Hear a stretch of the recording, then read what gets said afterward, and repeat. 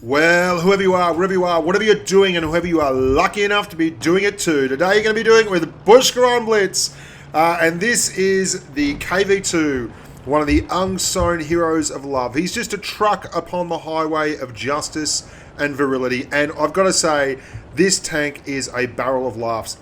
I can't guarantee you a win rate that will be proud and purple. I can, however, guarantee you that if you hit someone with this thing, with the top-notch gun, you are going to be leaving devastation in your trail. Now, a lot of stuff going on, obviously. If you haven't considered sponsoring the channel, do please click on the Patreon link there. We've had some fantastic Patreon stuff going on, and there will be more going on as well. Also, bushkaonblitz.com, check that out. But I ground this tank up legit. Now, this is running it using the second Top Gun. The actual Top Gun is quite a different kettle of fish. The Top Gun features a 2.5 round per minute loadout. The second Top Gun is nothing so disastrous. This is a 6.19 round per minute, 320 alpha heavy gun with 0.45 dispersion, which sounds pretty rough, but not even a touch on the big monster up the top. This is 107mm ZIS 6, and you can see here, perfectly adequate gun and a perfectly adequate chassis on this tank to side scrape with. It's got the KV1's base, and what that means is you've got very, very flat angles all around, and if you're a little bit intelligent about how you run things, you can certainly squeeze it up against the side of a mountain like this and not take shots, and when the numpties come out sideways, they can pay for it with, obviously, their dear hit points. Now, the problem with most of the KV2 drivers out there, and you're going to know this if you do drive the tank a lot, is that you have to expose yourself sometimes to get the shots off. And the shots are wild and woolly, to say the least. Because the second Top Gun has 167mm of penetration and 219 on its APCR. But the Top Gun itself, well, that is a whole different love affair. Run you through the raw numbers on the big 152mm M10. It has 110mm of penetration on its AP rounds. It has a whopping 136mm of penetration on its APCR, or rather its heat rounds. Oh, they're not heat, sorry. They're special AP. It's AP, but just AP that does more damage, much like the SU-100Y. It has 86mm of penetration on its high explosive. How can you possibly make a living with a tank that has a top out of 136mm of penetration? Here's the key. Your HE shells do an average alpha damage of 960 hit points when they pen.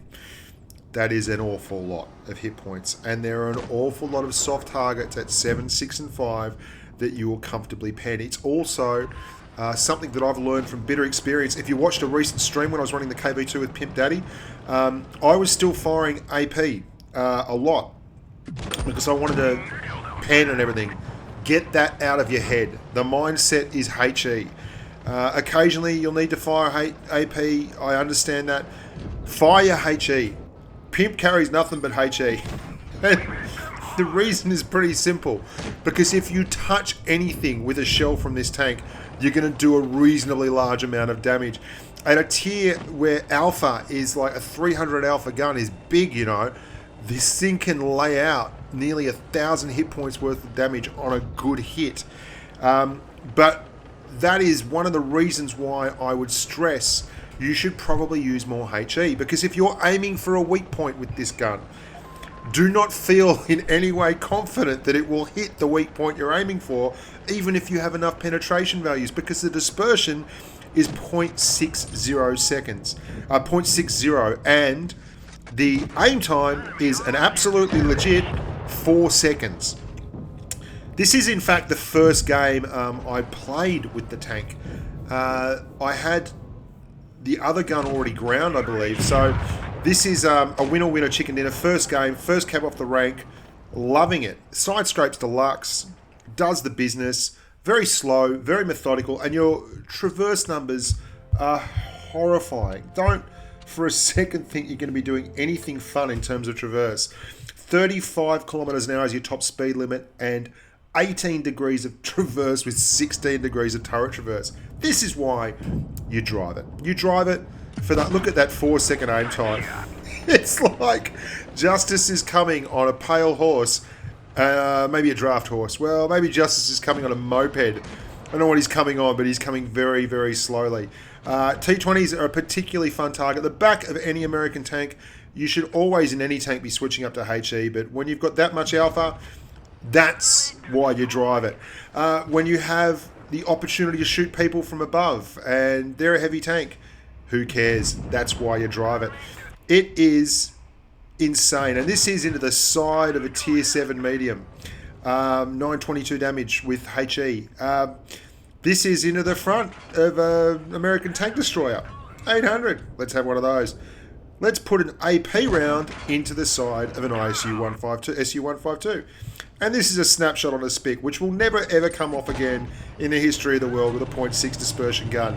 But that's what you're getting. You're driving this tank because it's freaking hilarious.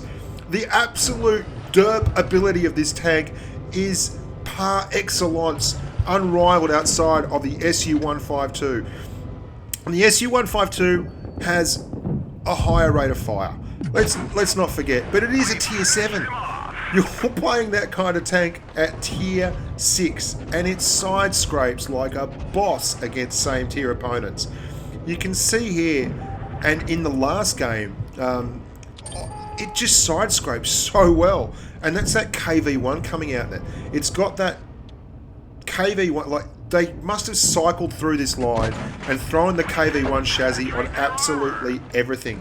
And you can see there's two forms of AP, as I mentioned. The top-notch AP is 136mm of pen. You'd be hard-pressed to find a target worth firing 110mm of AP into, because if you can pen it with 110mm of AP, the odds are you should probably just fire the 960 Alpha HE into it anyway and be done with it. Because you're going to do a hell of a lot more damage, and you know anything under 300 or 400 hit points is going to get incinerated. Now you can see Rich and I, we've brought it down from 2 on 5 to 2 on 6, sorry, to 2 on 5. But we're in a really nice spot here. We're still side scraping out, and just unleashing hell Maximus. This tank is absolutely the funnest thing to do. If you're having a rough old time at Tier X, everything's doing you wrong, get into this slow-moving T95 with a turret and start enjoying life just a little bit more. If I had one word of advice with this tank, this is another snapshot you won't see again. Turns him into a very little one-shot. Is just load more HE. Load more HE. If you think you're going to miss, load HE, because if you can hit them anywhere, you're going to do damage. And there you go. We've managed to drag it back from 2 on 6 to a very, very manageable 2 on 2. We've side scraped off a building. We've one-shotted a couple of tanks. Well, just about. We've lain waste to the hopes and dreams of a red team that had flanked and cleaned up and done all the right things. But if you can get this thing hiding, it's the exact same idea as a 183, but more powerful, because a 183 can one-shot the occasional tank. There are so many tanks at this tier that a KV2 can just tear limb from limb. But you've got 2.5 rounds a minute, and you can see that's hitting splash damage. 430 splash damage on a same tier tank. It seems insane, doesn't it? It really does. I mean, what are you going to do? Poor old Cheeto and Unco, they can't push forward. There's just nothing they can do. But that you get that too. Stop firing the AP, Bushka. Fire the HE. Fire the damn HE. Make HE your one and only true god and worship at its feet as you chuck 960 Alpha bombs at the enemy for great justice and love. There you go. I don't need to show you much more. I've shown you one-shotting stuff. I've shown you its side scraping. That's your defense mechanism. It's got a turret. It's got a head on it like a racing tadpole. It's an awkward-looking bugger. But my good God, does it drop bombs on the enemy. I think the tank's wonderful. You should go and get one. You just should have it. It's a great pressure release. It's a great stress release. You've got to get into it. You've got to love it. You've got to get more KV2 than you can possibly imagine. Because once you start driving this tank, you're going to have a hard time putting it down. A double KV2 platoon is just hilarious. You double tap everything. Everything is a two-shot. There are no excuses, no mistakes. Everything's going down. Yeah, there you go. You're wonderful as always. Huge flood of content coming this week. I hope you enjoy it. I really do hope you stick around the channel. Like and subscribe to the videos, please. The more you like, the more you subscribe, the higher they'll rate for me on Google searches. The more people will come to the channel, the better off we'll be, and the more content I can produce, and the happier, hopefully, I can make you guys, and the more I can provide. I want to diversify, and I want to get into more interesting things for the channel. I want to do some really in-depth stuff on what makes the mechanics of the game work, how spotting works, how camo works, view ranges, definitively how far you can see, that kind of stuff. So stick with me, boys and girls, and I'll make you all superstars. Or at the very least, we'll have a good time trying. I'm Bushka on Blitz. You are wonderful humans. As always, stay safe on the battlefield.